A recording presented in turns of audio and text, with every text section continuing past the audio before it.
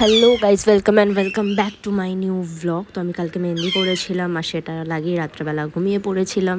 তো সকালবেলা উঠে দেখি এই হ্যাঁ, মোটে এরকম তুড়ি মেরে কিছু হয় না কখনো, এর পেছনে অনেক খাটনি আছে, সেটাও তোমরা দেখতে পাবে। তো এই যে শুরু হলো আমাদের খাটনি, আমার আর আমার বোনের।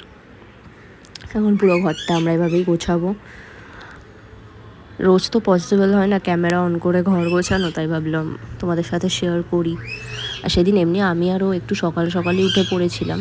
বোন অনেকক্ষণই জাগে রাত্রেবেলা, টিভি দেখে। আমি শুয়ে পড়ি, তাও 1টার মধ্যে আমি শুয়ে পড়ি। ও 2:30 3টে মন মর্জি মতো ঘুমায়। তো যাই হোক, আর আমার পাশের এই পাখির আওয়াজগুলোকে একটু ইগনোর করো, কারণ আমার বাড়িতে প্রচুর পাখি আছে, যেটা আমি পরের ভ্লগে তোমাদেরকে দেখাবো। এখনও ঘরই গোছাচ্ছিলাম। এখানে আমি ভুলে গেছি তোমাদেরকে কি বলছিলাম আমি।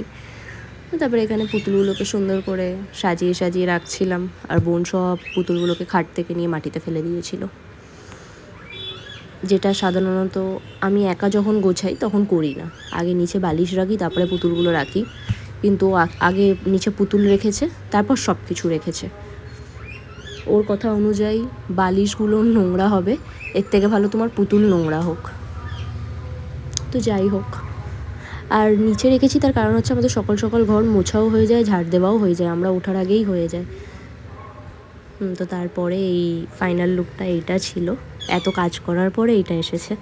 তো তারপরে একটু পড়তে বসেছিলাম, সাথে বোনও বসেছিল।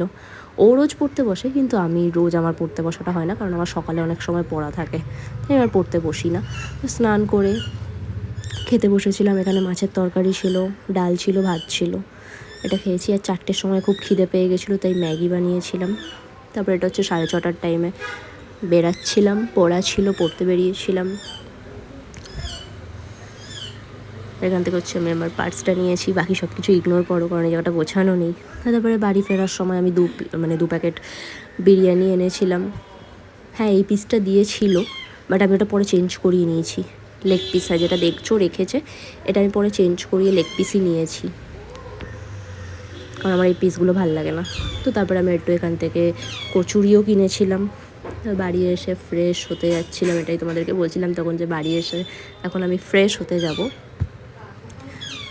আর এদিনের এই দিনটার একটা গেট রেডি উইথ মি আমি ভেবেছিলাম তোমাদের সাথে শেয়ার করবো, আমার শ্যুট করাও আছে ওইটা, তো দেখি কি হয়। তো এই চকলেটটা সিল্কটা আমি পেয়েছিলাম হচ্ছে আমার বার্থডেতে, তার 2-3 দিন আগেই আমার বার্থডে গেছে। যারা আমার আগের ব্লগটা দেখেছো তারা জানবে। আর গিফটের ওপরে আমি একটা ভিডিও বানাবো, যেটা আমি আগের ব্লগে প্রচুরবার বলেছি, বাট এখনও আমার কিছু গিফট বাকি আছে। আর এখানে চকলেটটা পুরো গলে গেছে, আমি ফ্রিজে রাখিনি, কারণ আমার বাড়ির ফ্রিজটা খারাপ হয়ে গেছে, যেটা তোমরা পরের ব্লগে দেখতে পাবে, যে নতুন ফ্রিজ আসবে, সেটাও আমি তোমাদের